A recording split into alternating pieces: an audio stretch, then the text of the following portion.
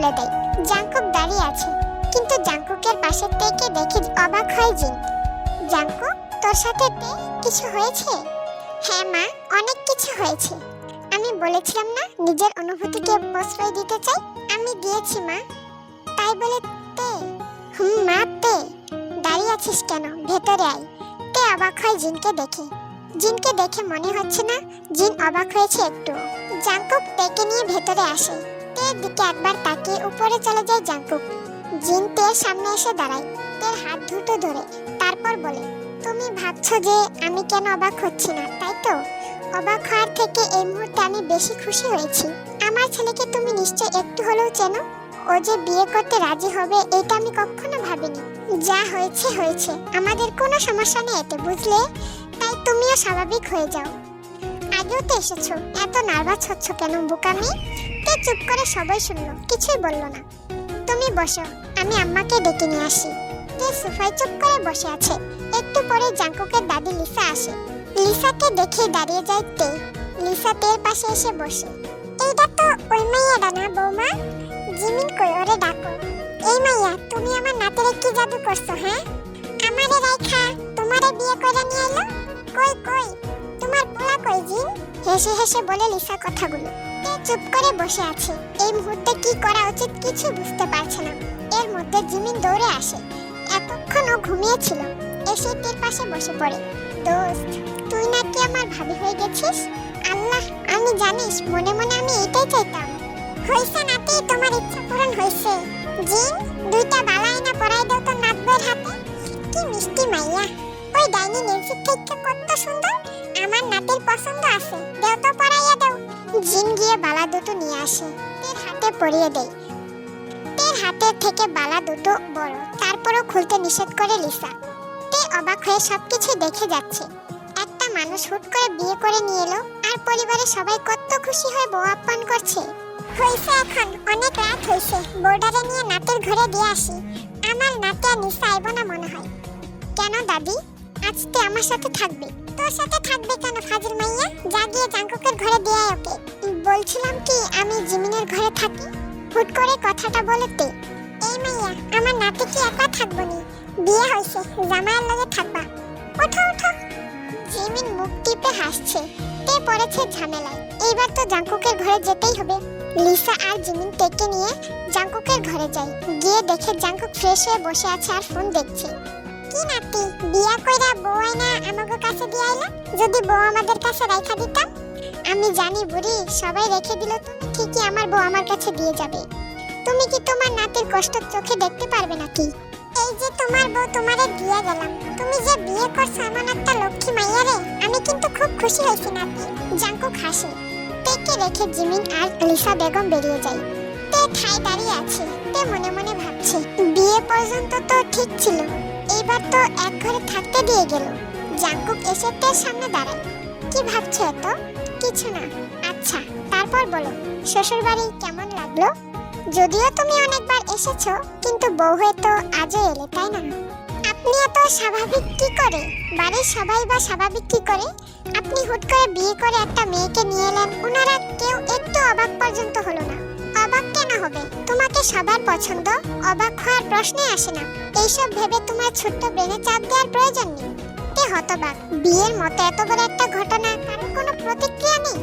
এর মধ্যে জিমিন আবার আসে, খাবার দিয়ে চলে যায়। যাওয়ার সময় তের কানে কানে বলে, ভাবি বেস্ট অফ লাক। বলে দৌড়ে বেরিয়ে যায় জিমিন। তের প্রচন্ড খিদে পেয়েছে, কিন্তু দাঁড়িয়ে আছে, ফ্রেশ হওয়ার প্রয়োজন। দাঁড়িয়ে না থেকে ফ্রেশ হয়ে এসে খেয়ে নাও। রেগে থেকে লাভ কি? মানুষের বিয়ে একবারই হয় মিসেস তে। কথাটা বলে জাংকুক পাশ দিয়ে চলে যায়। তে ওয়াশরুমে গিয়ে হাত মুখ ধুয়ে বেরিয়ে আসে। বিছানায় গিয়ে বসে থাকে। জাংকুক ফিরে আসে, দেখে তে বিছানায় বসে আছে চুপ করে। খেয়ে নাও তে। খাবো না। আমার উপর রাগ করে খাবে না, নাকি আমার হাতে খেতে চাইছো? কেন, আমার কি হাত নেই? এর জন্যই তো বললাম হাত আছে, তবুও খাচ্ছ না কেন? তাহলে আমারই খাইয়ে দিতে হবে। আমার ইচ্ছে, তাই আমি খাবো না। আপনার ইচ্ছে হলে আপনি খান বসে বসে। আমি রাত 8টার পরে ভাত খাই না। কেন, রাত 8টার পরে ভাত খেলে কি হয়? তোমার মতো একটা ভুঁড়ি হয়। মোটেও ফালতু কথা বলবেন না।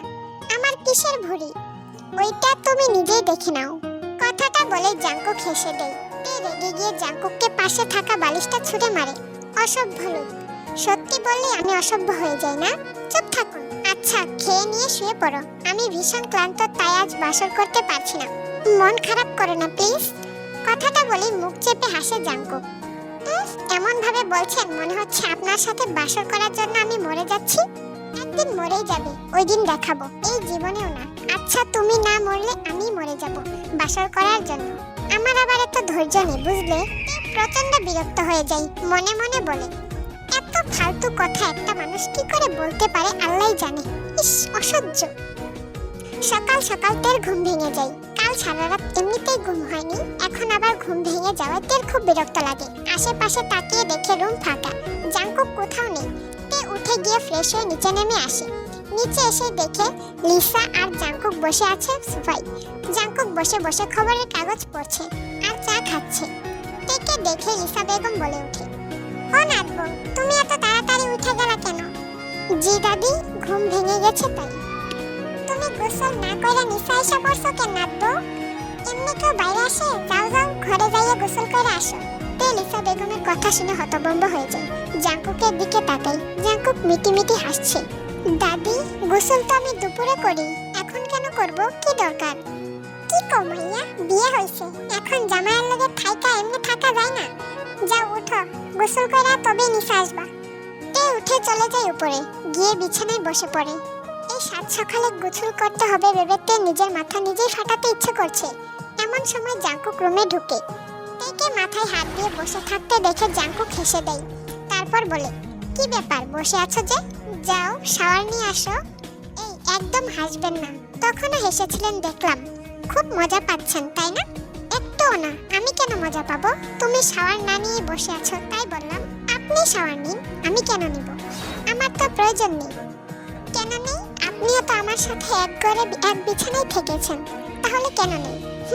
তোমার কথা লজিক ঠিকই আছে, তবে এক ঘরে এক বিছানায় থাকলেও মাঝে কিন্তু কুলবালিশ ছিল। তো জাঙ্কুকের কানের কাছে এসে ফিসফিস করে বলে, তো যেদিন মাঝের কুলবালিশটা সরে যাবে সেই দিন থেকে পাক্কা প্রতিদিন শাওয়ার নিব আমি, আর তোমাকেও নেওয়াবো। ছি, কি অসভ্য আপনি। প্রচুর তে শাওয়ার নিতে যায় ওয়াশরুমে, কিন্তু সাথে কোনো জামা কাপড় নেই, তাই কি পরবে? তে আবার বেরিয়ে আসে। আমার কোনো ড্রেস নেই, শাওয়ার নিব কিভাবে আমি? পরবো কি শুনি? জাঙ্কুক ল্যাপটপে কাজ করছিল। তের কথা শুনে তাকায় ওর দিকে। আসলেই তো, তে কি পরবে? জাঙ্কুক উঠে রুম থেকে বেরিয়ে যায়। তে আবার বিছানায় বসে পড়ে। একটু পর জাঙ্কুক চলে আসে, হাতে একটা সাদা রঙের ড্রেস। জাঙ্কুক এসে তের সামনে দাঁড়িয়ে ড্রেসটা এগিয়ে দেয়। এটা জিমিনের, আপাতত এটাই পরে নাও তে, আমি বিকেলে গিয়ে আরো নিয়ে আসবো। আসলে আমার মাথায় ছিল না এসবের কথা।